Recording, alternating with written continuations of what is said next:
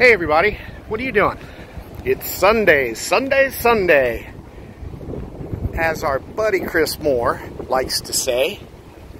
But it's not that kind of Sunday. I'm going into work, and you're going to go with me.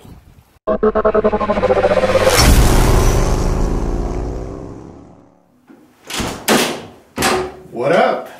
Just in here doing a little bit of work. I'm gonna just prop the door open here so we don't have to get too close. I appreciate you having your mask and gloves on.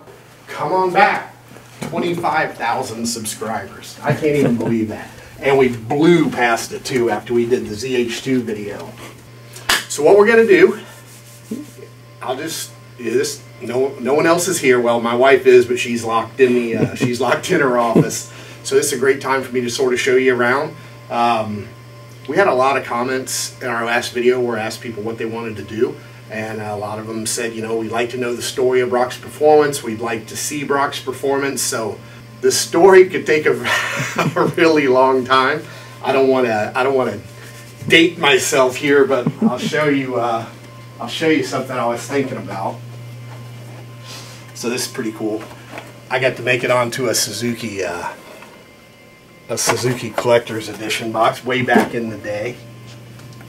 I figure instead of going through the entire story, we'll just sort of go through a little bit of the beginning. I don't know if you can see this very well, but that was my 1978 XR75 Honda with wheelie bars. Now, I'm not really a wheelie bar fan, right? Spent a whole lot of time in my life trying to figure out how to get rid of them and learn how to ride my motorcycle. That was pretty fun though, because we jacked them up and I could ride wheelies up the street easily and had a lot of fun. This is great. Everything I had to my name at the time this photo was taken is in this picture. I had a 750 H2. Of course, it had expansion chambers, had Denko work done to the engine. It was ridiculously fast and terribly scary. One of the most ill-handling bikes I've ever ridden. And I had an old Chevette that had been rolled, so it was inexpensive enough for me to purchase on my Bob Evans salary. Now, this is actually right about, this is a little bit later after that. You can see I'm in an apartment. It's actually a basement apartment. I lived with my mom at the time. Grew up with a single mom taking care of me and my brother. I worked. My father was disabled, and he wasn't in the picture a whole lot. He had no mechanical skills whatsoever. He was a hell of a musician, but I didn't pick up any of that. But I got some mechanical skills, and one of the things I want to show you in the background here is a Z1 900, and it had a 1070 kit, 29 smooth bores. It was fast. The bike ran 1090s back when this was taken. The owner of that bike, good friend of mine, Jack Emmons, let me ride it. So imagine, and I weighed 78 pounds. So he puts me on the bike, holds the bike up, and I take off through the neighborhood. Neither one of us thought about what was going to happen after I went for a ride, but I tell you what, I only knew one speed in those days. That was wide open throttle. And when I hit the gas on that bike, it took off and made a sound that I had never heard before, and I was hooked. I was hooked from that moment with acceleration and quickness and all the things that go with it. Look, I got goosebumps. So I go around the block, you know. It was awesome because a lot of the neighborhood kids were out playing in the yard. I'm coming by them on the old 900, you know, the Hellraiser from the neighborhood. And I get up to his house, and what am I going to do now? Both feet wouldn't fit on the ground. They barely fit on the pegs. So I just instinctively came over to the curb, hopped off one side with my other foot on the curb, with a big cheesy grin on my face, and really that's when Brock's performance was born.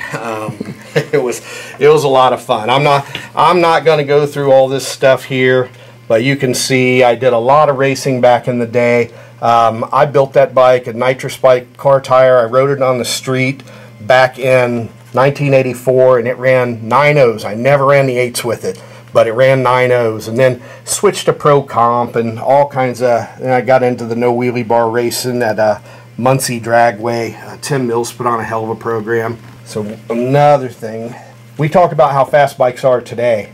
If you look at this, 925 at 151 miles an hour. That was on a normally aspirated GSXR 1100. No extended wheelbase, no electric, no shifting. I was foot shifting it, and the bike was super fast. And then I'm going to digress here a little because I've got this a little bit out of order. This is what my H2 started as. In the background, you can't really see it in this picture. There, you can see it better. I actually had a GS 1000 first, but it was so slow I traded it for the bike. But there's a couch. This is in a basement apartment. So I don't want to pour mouth, but I want everybody to realize that everything you're going to see here at Brock's Performance started from nothing. There is no old money. When my parents passed away, I got a bill. So everything you see is what I did on my own, coming from a very, oh geez, we didn't have much, but we had a lot of fun. So anyway, how about a tour of some of the stuff? When I first started, I was 16 years old. I had a bike, and I would ride my bike to work, and I wanted to work because we were on the free lunch program. I hated that, so I wanted to take care of my own stuff. So what I basically did initially was went to school, got a 2-year degree in robotics from a local technical school, which allowed me to get a real job so I could play with motorcycles on the side. As part of my real job, we built special machines and automated machines and did leak testing, flow testing. Dayton, Ohio is it's a booming town. You've got automotive, you've got aerospace, you've got a lot of carbon fiber. Anyway, so one of the things we did in industry was I would design the parts using AutoCAD. And here in Dayton, you've got a ton of tool shops that would, just send it out for quote. Whoever had the best quote, we get the parts made. So I started doing that for my motorcycles. If I needed a part, because I had to build mostly everything, I couldn't afford to buy it. So I built most things. And then once I would solve a problem for myself, I would have those parts manufactured, and I would send them to my buddy, good friend, longtime friend, Dave Schnitz at Schnitz Racing, and Schnitz would package them up and sell them because I didn't really have a business. I had a full-time day job. I couldn't answer technical calls or questions. I did that for years, to the point where I got sort of burned out at special machines. I liked the motorcycles better. There was a time in the time for me to leave was 1999. The company was going through changes. I didn't want to be a part of those changes. So I decided to go it alone, and it was very scary. What did I know? I knew motorcycles. I figured I could at least pay my bills. Word of caution, when you quit your job, they stop paying you, which is really scary. But I kept doing what I was doing, designing things, designing parts locally, got to the point where I could pay my bills, had some friends that I had to get a location, because this was all going on out of my living room and my garage with me. I would answer the phone, I would pack the packages, I'd ship the packages UPS, do that daily, and the business just took off like this. It was crazy. I'll never forget it. I started taking credit cards. And Visa came in to my dining room where we had moved all the furniture, everything, the table, the couches, everything out. I had a fold-up table, I had a computer, and I had an old antenna cell phone. And they took a picture because that was my workstation, and that's where I would be taking credit cards from. It's not the same as this these days, but anyway. Things started to progress. I met a wonderful gentleman, Lang Hindle, from Hindle Exhaust. And he said, Brock, if you could build an exhaust to work better than what you're buying now, what would you do? I'm like, really? He's like, yeah, come up to Canada. I went up there, designed our first exhaust, tested it against the names in the industry, Acro, Muzzy, Vance and Hines, and I was as surprised as anybody that we could, not only could we make as much power as they did, we made more power than they did. But because I like to drag race and had to lower the bikes, we tucked ours up so you could lower the bikes even more. And that's really where the exhaust part of Brock's performance began. I came back, started testing, and son of a gun, not only did we make more power on the dyno, we went faster at the racetrack. And that's really the difference between designing an exhaust, which I didn't know at the time, but I know now. Designing an exhaust that was oversized, intentionally oversized for a dynamic application, because the Hayabusa had ram air. So if you used the small tubes that everybody else was running, you sort of ran into a wall, you couldn't go any faster. Well, we used larger diameter tubes that should have been overkill if you do the math. But when that ram air started working, all of a sudden you get more air in, you get more air out, and two bikes that made equal power on the dyno, the bike that the exhaust was designed more for ram air would just pull away from it. And that really was the beginning. You know, since then, I've got a couple patents. I had to keep them on the shelf. I'm sure that's where everybody keeps their patents. But yeah, so to have my name here with some of the guys in the industry, leaders in the industry, is really fantastic. This whole deal is very humbling for me, because I'm just Brock. I love motorcycles. You know, we're here in Beaver Creek, Ohio. There's cornfields and bean fields out front. But anyway, enough history. Let's go and see what happened here. And I'm very proud of that. I'm not going to tell you what it is, but if you look at it, I think you can see exactly what's happening. Same thing. Humbling. When something like that happens here, it blows me away. All right, so let's go down through here. This is a little bit of history. In 2000, I won the Superbike National Championship, the ProStar National Championship, and I won it me out of my garage with my friends, volunteer crew, Mark and Jimmy and David and Michael, versus Team Kawasaki and Rob Muzzy. They'd roll in not one but two big old, you know, full-blown trucks with the overhang when they had lunch. Man, they spent more money on fuel for one race than I'm sure I spent for the entire season, because I just didn't have it. Anyway, one ended up winning the championship over Ricky and Rob. It was an amazing moment. On an earlier edition of Bike Week, we told you about the AMA ProStar Superbike Championship and how it had not been decided because of a pending protest against Brock Davidson. Well, Brock was crowned champ. At the last race, it basically came down to myself and Ricky Gadsden in the semifinals for the championship. I took the win, and then in the finals, I raced my teammate Mark Moisen, and I took the win there also. At the end of that pass, there was supposed to be a protest filed with ProStar. The protest didn't actually ever get officially filed. So it was really a non-issue, and it didn't have any bearing on the outcome, and here we are. So how did Brock find out he was champion? Well, I found out I was the champion for 2000 via a phone call from Keith Kaiser, the president of AMA ProStar. He agreed that it was really a non-issue. The protest was a non-issue, and that I was the champ. In my mind, I already knew I was the champ. We didn't do anything wrong. The Gadsden and Muzzy team, all they had to do was beat us, and they couldn't do it. And the jubilation that I felt going across the finish line when I was in front of that bike, I'll never forget that feeling. It was awesome. And ironically enough, it was on a motorcycle that I absolutely hated. Suzuki had given me help, which when you get help, generally that means, you know, you may get a free motorcycle. I got a 600 and a 750, bone stock bikes. Okay, now go race in a class where you've got wheelie bars, a slick, 750 cc's. I had to make everything. And just to go ahead and add insult to injury, it was the first year of their fuel injected bike. So I knew nitrous oxide, but I did not know nitrous oxide and fuel injection. And you can see, if you want to take a look at this picture, I don't know if you can see the outline.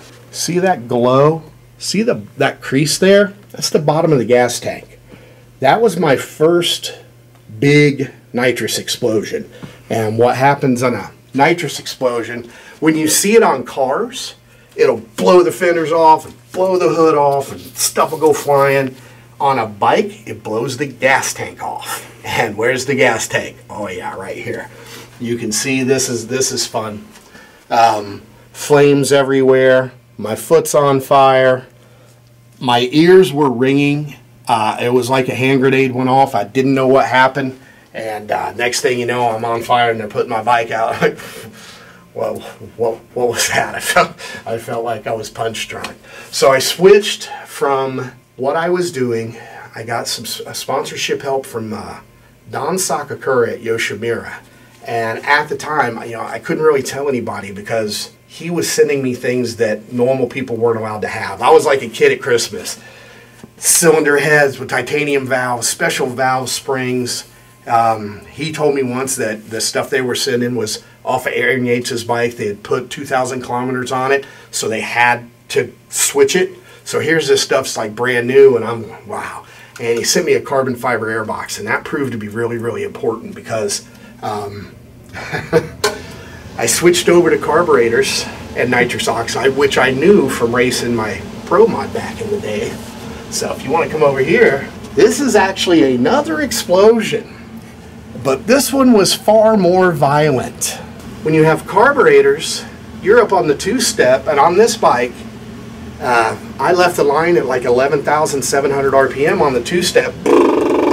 So what do you got? You got this carburetor mist coming out of the back of the carbs. The bike hiccups, and what do you got? Now you've got all this fuel, and you shoot some nitrous oxide into it to make sure that you can ignite that fuel as violently as possible.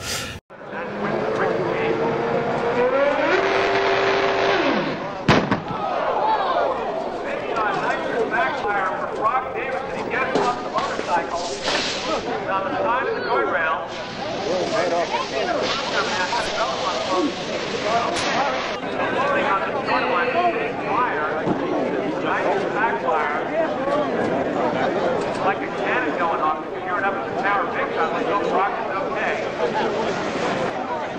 Looks like we'll make sure it goes in with the main mark. Hey, folks, Brock is out there, if you're about to watch, looks okay, that's what you think. That one actually, that one cracked my sternum, and I remember that was in Atco, and we're going down the the Pennsylvania Turnpike, and every bump, bam, oh geez, oh man, oh geez, I couldn't pump my own ketchup at the truck stop, right? I was like, this is crazy.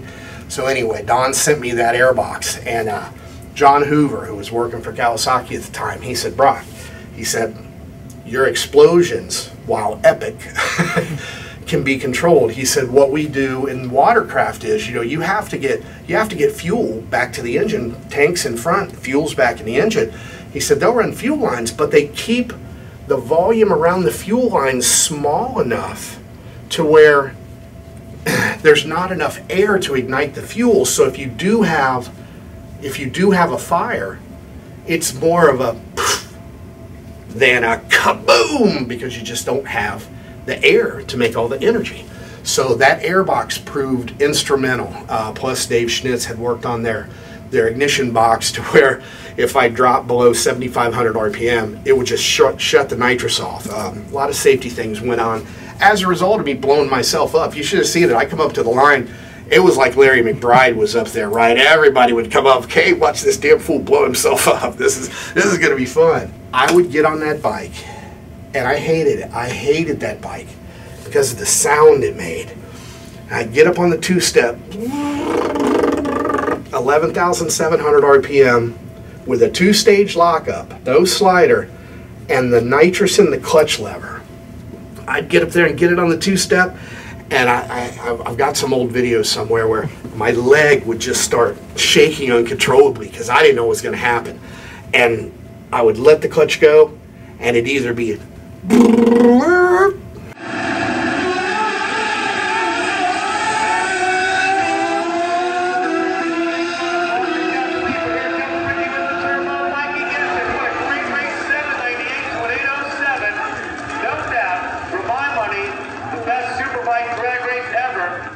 or and then like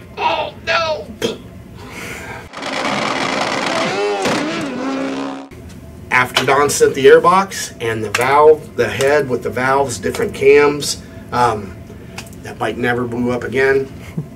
That's how we were able to get that #1 plate. So I know I spent a lot of time on there. Now we come to my Bandit. This is in 2000. Everybody was racing to see who could be the first street legal motorcycle into the 7s. I chose a Bandit because, gotta give credit where credit's due. Joe Morosco said, "Brock, have you looked at those Bandits?" And I said, "No." He said, "I think you could fit an extra inch of swing arm on a Bandit versus the GSXRs because of the way the frame's done." And Joe was right. I went up to my local dealer and got out my tape measure, started measuring stuff. I said, "All right, I think we can do this." And went to Terry McIntosh's place, had Terry rake the front end, pull it this way.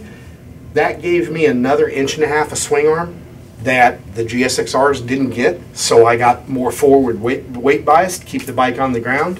I bought that bike with my money. Suzuki, they didn't have anything to do with it.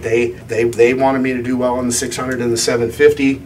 The drag racers were already buying Hayabusas. They didn't care about a Bandit until I was the first to get a street legal motorcycle into the 7s.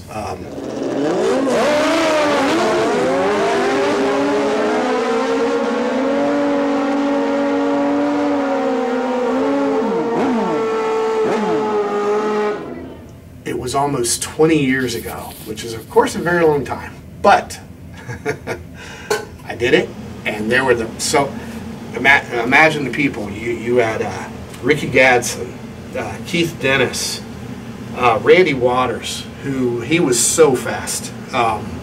He was a big threat. Who's who? Phil Stoll, Duck Lauer. Just a lot of super fast guys. And like the old saying goes, someone else, when you're racing, someone else will always be faster. No one else will ever be the first to get into the 7s. So I'm going to do something really special on the 20-year anniversary of this, which is coming up in May, but we'll talk about that later. So anyway, and that's the tire to win 7s. Thank you, Mickey Thompson, for building a tire that would actually take the power and create the traction that we needed. So, Brock's Performance. I'll show you, just give you the quickie tour. Vice President, this is his office. We're shut down today. They say in business, surround yourself with people that are smarter than you are. That man's forgotten more about business than I'm ever going to know. We are a great team. Really owe him a lot. We've got the engineering area here. Now, someone had asked about CAD design of pipes. Well, the engineer is working from home. He has the laptop that has all the CAD drawings on it, so I can't show you that, but I know you understand why. And then our creative services manager is the mastermind behind all of the video editing and the things that we do here. He's working from home. He's got kids. He's taking care of them. Our engineer has kids also, so they don't need to be here. What we're doing, we can handle. We'll go into the sales office real quick. Ordinarily, this place is a madhouse, bustling madhouse. And as you can see, no madhouse. The sales team they're all working from home. They're doing a great job. Unfortunately, we can't take phone calls right now because our system isn't designed for that. But live chat, emails, pretty much any way that you need to get a hold of us, social media, we've got it covered. Will and Steve are killing it remotely. So anyway, the other smarter person than I am, my wife. She has locked herself in here. She also has Hero in there because we're trying to quarantine and keep our distance. Any married man knows that she is doubly smart than I am, right? So between the three of us, we're keeping everything going. Now I'm gonna let you go to the warehouse here. Go ahead and turn on some lights. You are getting the full tour. It's March in the motorcycle world. We stock up because we know that you want cool stuff for your bikes. As you can see, we have sprint filters plenty. One of the things that we did And believe it or not, these are all, this isn't a mess. These are all temporary locations, each one of these boxes. We invested heavily in an inventory management system so that when you get online and it says, you know, Brock's has one H2 SXSE Predator system, well, you can see we have one. That's what we've got. Our system not only knows exactly how many parts we have, it knows where they are. It even knows the size, so we can fit things in different areas, different size boxes. But that's just part of it. And we recently brought on Terminioni. If you want to check out our Terminioni inventory, we are well stocked there for all your Terminioni needs. Great guys. A lot of people say, Brock, why would you sell Terminioni when you have Brock's Performance? Brock's Performance is very focused. As a general rule, we design exhausts for 1,000cc and above sport bikes, for guys who like to drag race, land speed race. We're not so much into road racing. We do some systems that are compatible and can cross over to there. Terminioni, that's what these guys do. So it's a great fit for us. You can see also more Sprint filters with more different locations. So, anybody need a BST wheel? As you can see, stacked floor to ceiling with carbon fiber motorcycle wheels. Brock's Performance is the world's only stocking distributor. And what that means is BST doesn't even have these wheels on their shelves ready for you to buy right now. That's part of what we do here. Our customer service, we try to be second to none in the industry. We know that when you order something, you don't want it 6 or 8 weeks from now.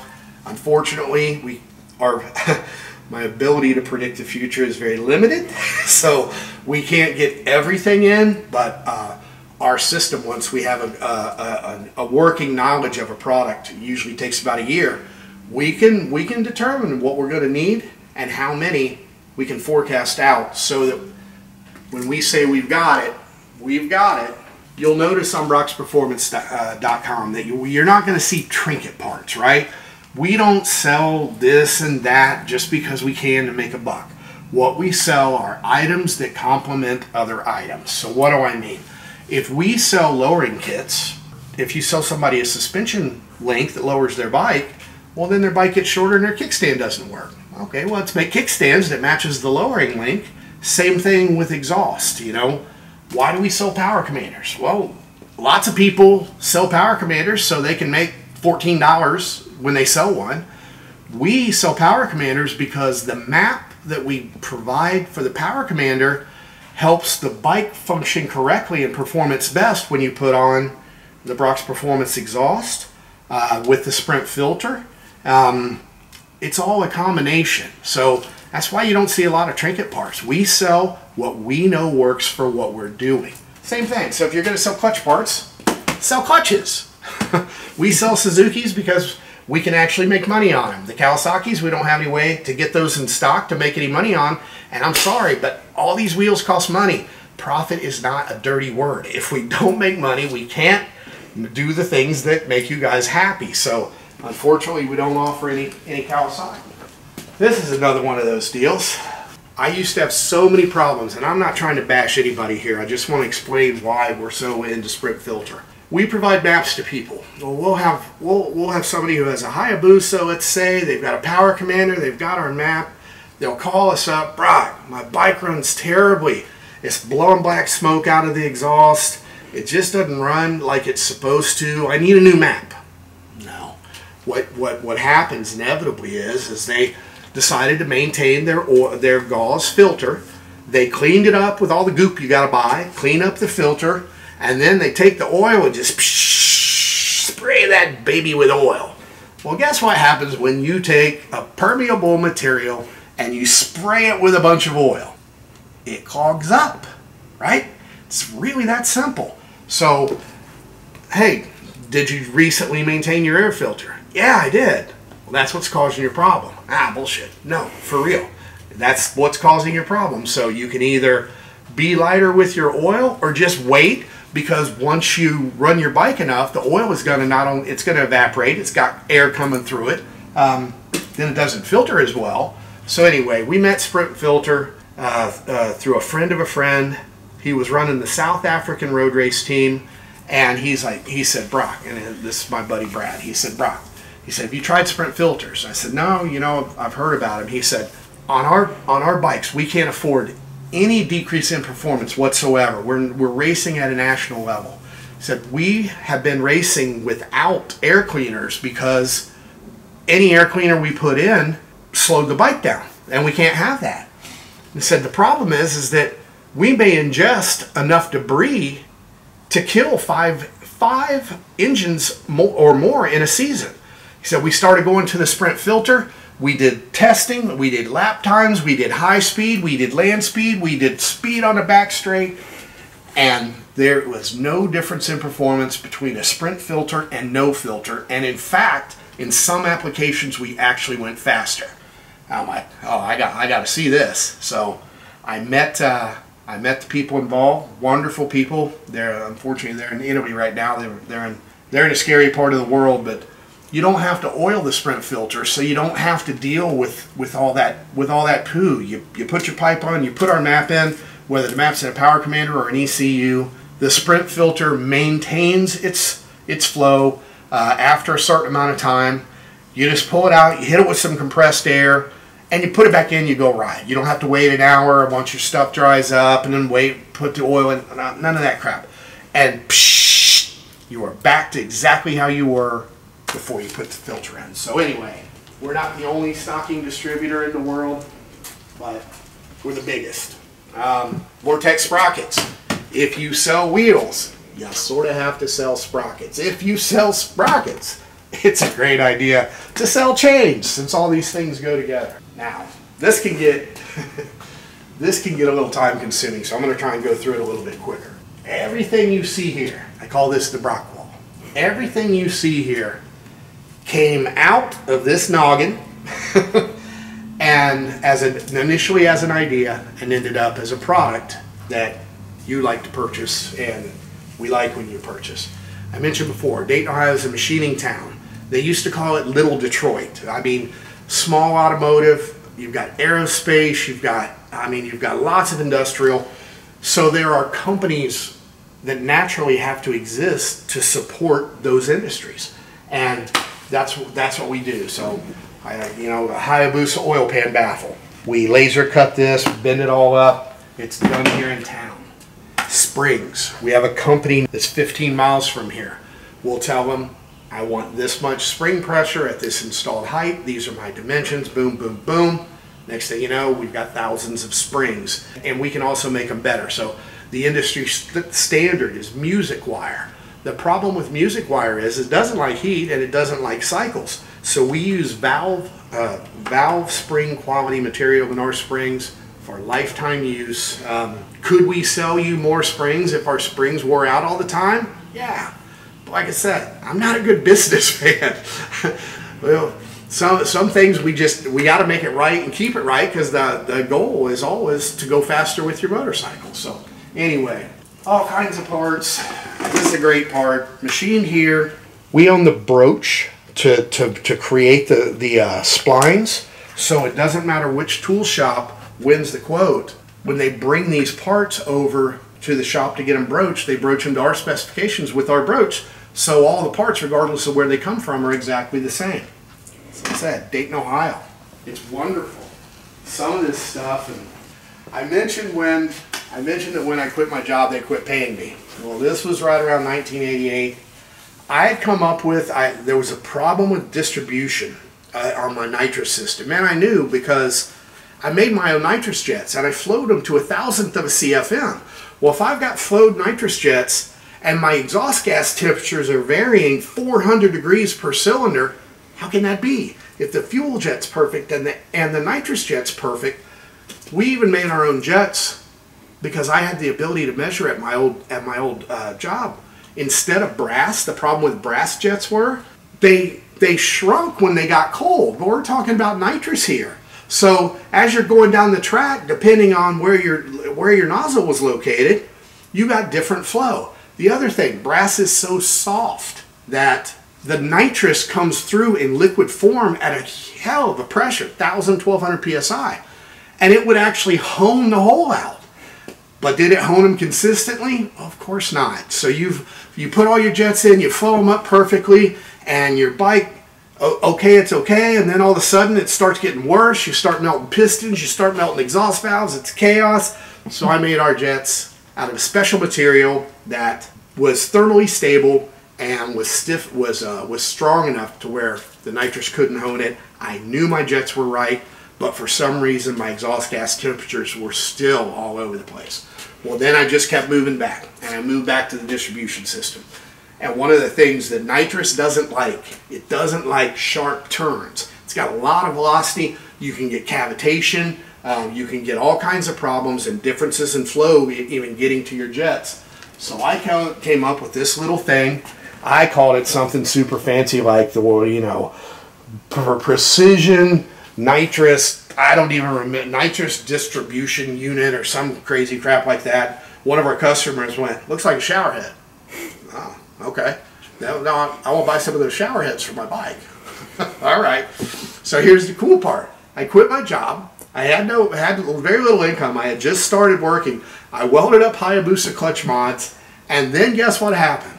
The Fast and the Furious came out. So everybody and their uncle had to have a 4-cylinder with nitrous, right? Well, guess what? Bikes are 4 cylinders. We've got nitrous, and unlike the company that I'm not going to mention right now, Mike from Nitrous Express called me up and he said, Brock, your design looks like it works perfectly. And as we were testing these, by the way, my 400 degrees went to about 50 degrees per cylinder, which was the resolution of the thermocouple. So the next thing you know, I stopped melting engines and I start setting records and kicking butt and doing really well. He said, Brock, we don't want to steal your design. We don't think it's right. But can you make these at a price to where we can offer them to our dealers through our distribution network and still make a profit?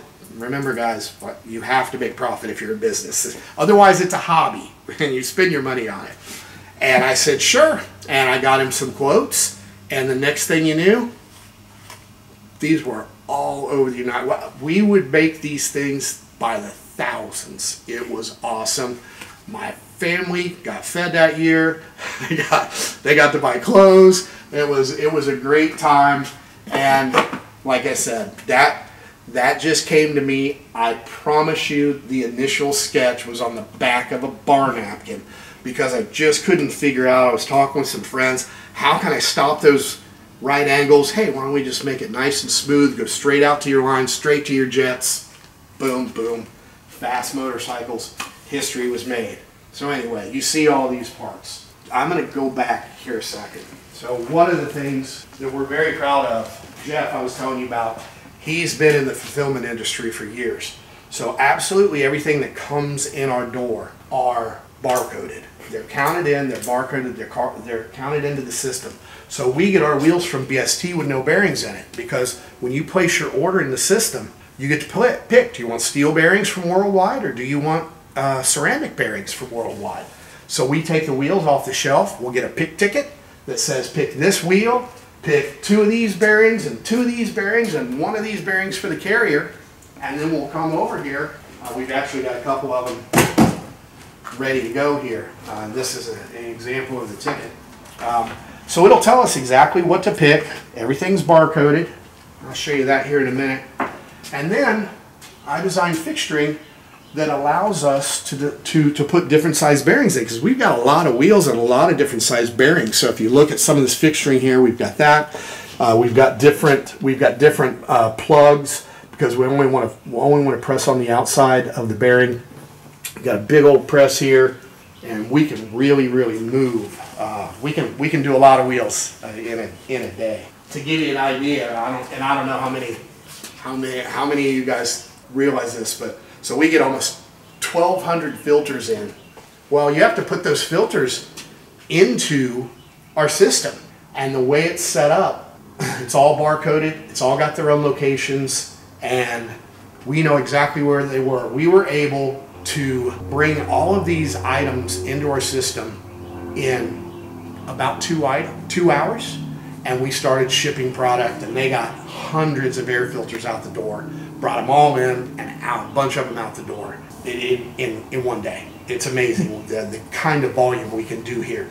So, what are the other things? Everything's barcoded, everything's counted, the system knows what's going on. If we get to a low inventory number, it'll actually send the person who purchases the product an email and say, hey, we're running out of this O-ring, which is a purchase part. You know, we need a day or two, usually. Or a machine part that could, depending on how many you've got, it could take 3 or 4 months to get a whole bunch of them made. So it sends emails so that we don't run out of inventory. The words we really hate here at Brach's Performance are, we're out of. We don't like we're out of. We like we need to place blank on order so we don't run out of. But let me show you how this works. It's going to be really cool. Would you like to pick an order? I need a product for a project that I'm working on.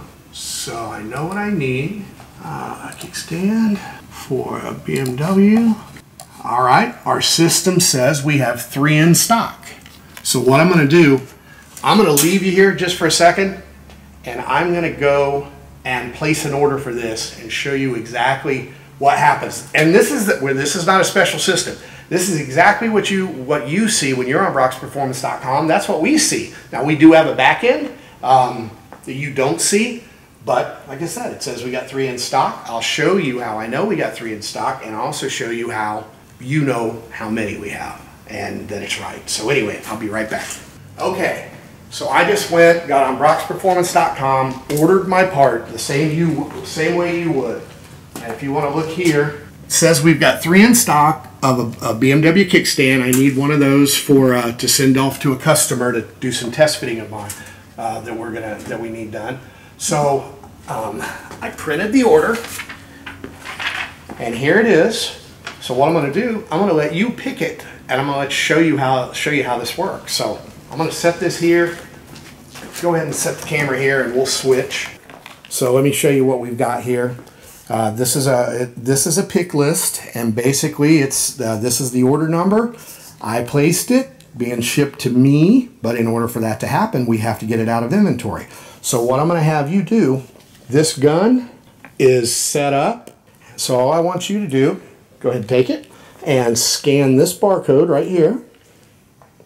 Okay, so now if you look here, it says build adjustable kickstand, blah, blah, blah, blah, blah, location I08A05.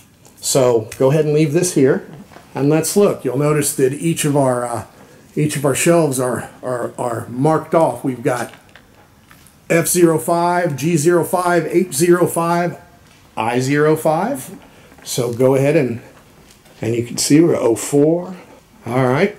So now, okay, and we wanted location I08, A05. When we look in that location, looky there, we've got 3 kickstands. Go ahead and pull one kickstand out. All right, go ahead and scan that barcode. All right, so that just pulled that out of inventory. Now to double check where you got it from, to make sure you didn't pull the wrong part, now scan the location. All right, and you can see there were 3. We just picked 1. Now, how many did we get? 1. Just push 1 and hit enter. All right, there we are, ready. Now, this is just too cool. When I say we have real-time inventory, all right, I've been in this same browser. We have 3. So what I'm going to do, it's not magic, so you have to refresh your browser. We have got 3, quantity available 3, refresh, quantity available 2. And that's it. And it does that for every single product in our warehouse. All right, so that's how our inventory management system works in a nutshell. Let's go ahead and go back here. Everybody always wants to see the dyno. The dyno is where everything happens, right? Please excuse the mess. We're 75% of our staff is working from home. You're all familiar with the dyno. Oh, I hear rain. We need to go get your stuff off your bike.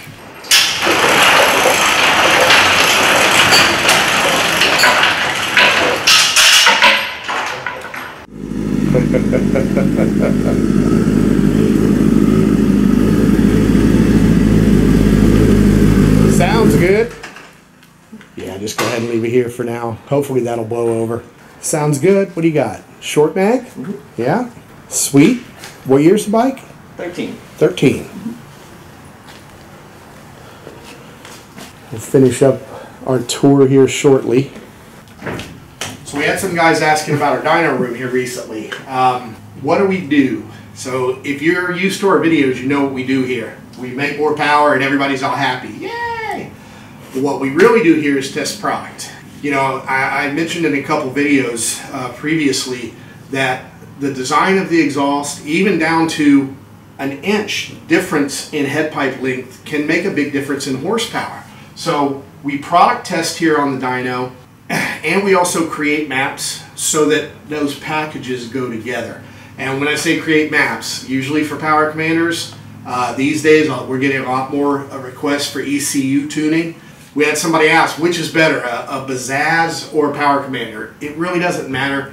They all do the same thing. They intercept the signal from the ECU before it gets to the fuel injection nozzle. They change it to either give it more fuel or less fuel, and that's it. They all basically do the same thing.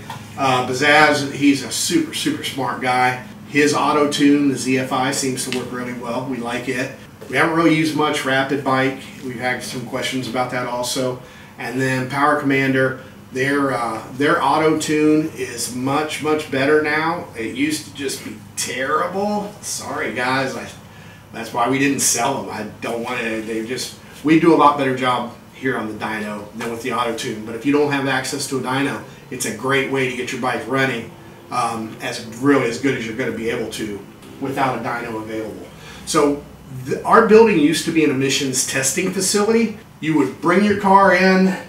They had a big old metal Mustang dyno in here, and they'd hold you hostage in this room, and it cost you $19.95 if you wanted to get your tag for your license plate.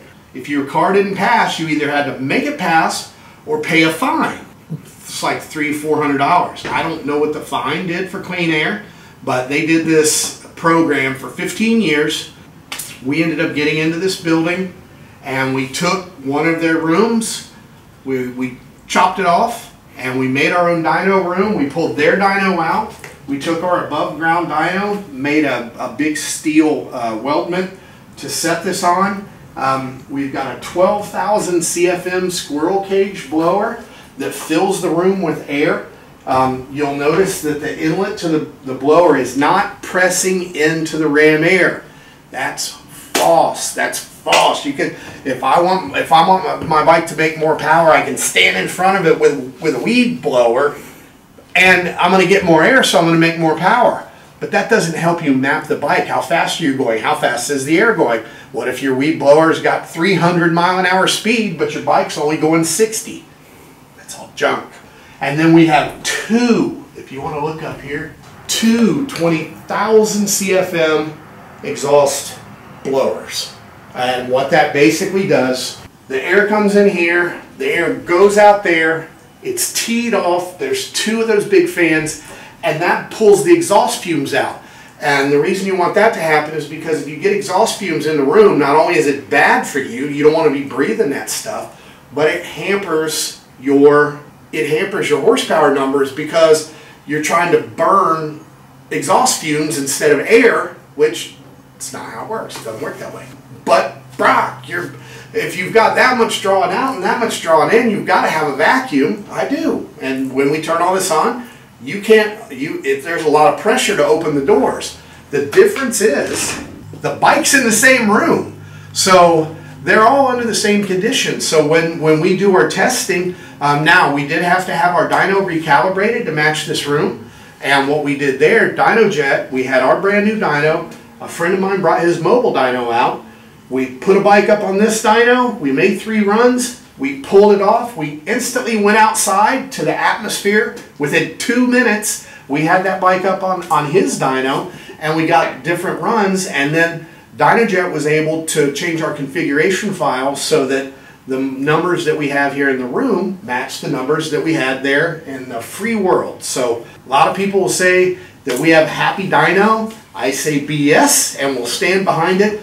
We actually test the absolute pressure of this dyno to make sure that we're not getting any weird readings. And if we do, we send our stack off, get it fixed. So, like I said, I spent years in the leak and flow test industry. I'll stand by our numbers, and anybody who can't get them, either there's a problem with their dyno, there's a problem with their room, or they didn't bother to do all the things that we suggest. Because if you don't do all of the things we suggest, you don't get all of the results we get. Pretty simple, right? All right, let's move on. The Brocks Performance Rig 450 Limited, number 244. Pretty cool stuff. Can't be all cramped up in some big old truck anymore, right? So let me show you this. I don't know if you've noticed, but in walking around, did you notice we don't have a retail area? Okay, we look back here, we see bikes on lifts. So Brock, you must work on bikes, right? No. These are all either my personal motorcycles or motorcycles that have been loaned to us for product development.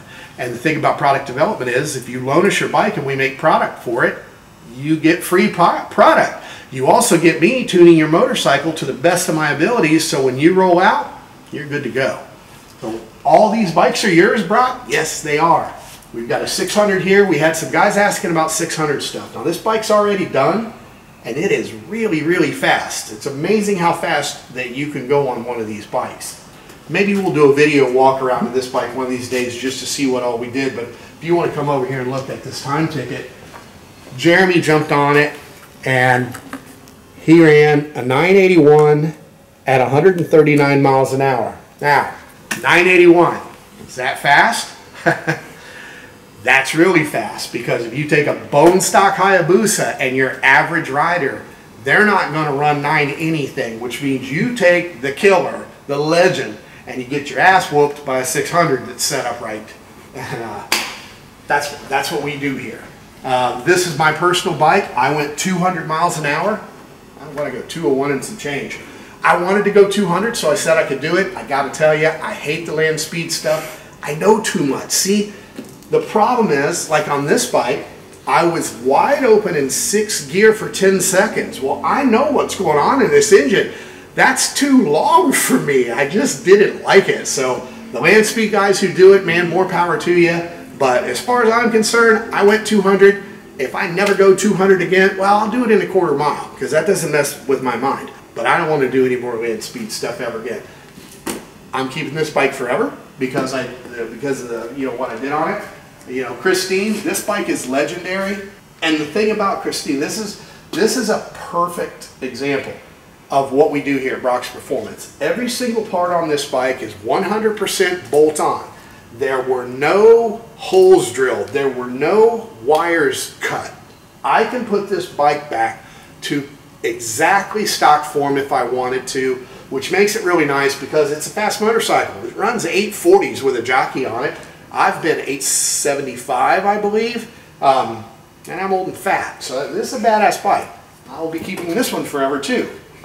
We had some requests. Hey Brock, why don't you do some V-twin stuff? Well, this is a really cool bike that most people don't know about. It's just a Harley dyno, but it's a super trick Harley dyno. It's got Hayabusa forks, ZX14 brakes, it's got our swing arm, it's got everything. A real nice little package that we offer for this bike. But what I'll do a walk around video on this, a shorter walk around video at a later time.